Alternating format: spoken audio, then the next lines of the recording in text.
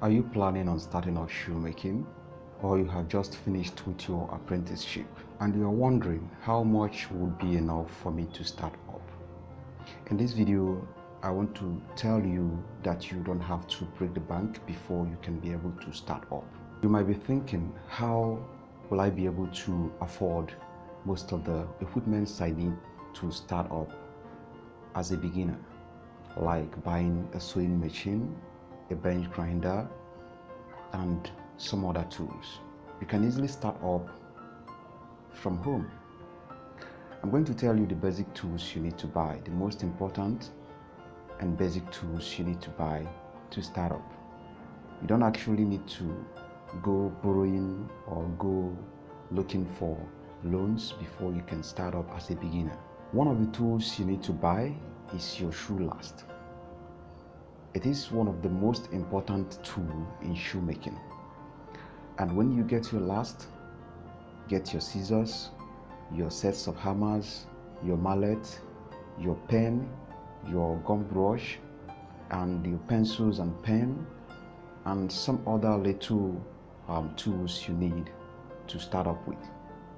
Then the next thing is to start making your productions. I'm going to share with you how I was able to maneuver some of the steps that needed a bench grinder, and how you too can be able to maneuver those steps so that you can be able to raise funds and get your own bench grinder without waiting till when you have it.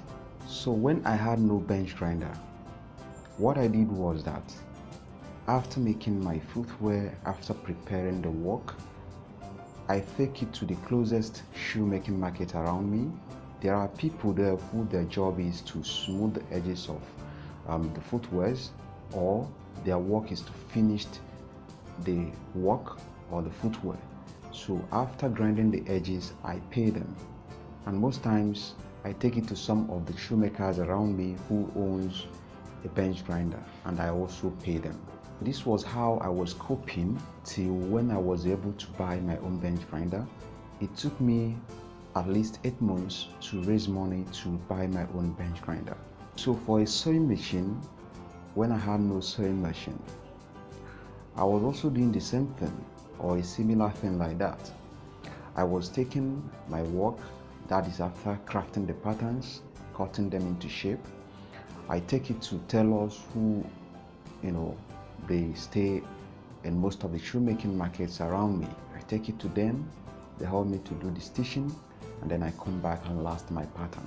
Sometimes I end up giving it to some tailors around my street, but I have to be there to direct them on what to do. So after they finish stitching for me, I also pay them. So this was how I was able to maneuver the absence of sewing machine in my workspace till I was able to get one. The reason I made this video is to encourage some of us out there who has finished with their apprenticeship, or maybe you are still planning on starting off shoemaking and you are wondering how much will be enough for me to buy some of the equipments that I need to start off with. You are wasting a lot of time from taking that bold step. You can get your shoe last, get some of these tools that I have just mentioned, and then kick starting. No time is late. The point is that you have to start doing something. You have to stand up and begin to do something. Don't wait until you have all the money to buy all these equipments at once before you can be able to start up. Start with these little tools, and as time goes on, you will be surprised where you will find yourself and your brand. So thank you for watching this video. Don't forget to subscribe and also hit the bell icon to get updates, and always feel free to drop your questions and comment in the comment section. You will get response as soon as I see them.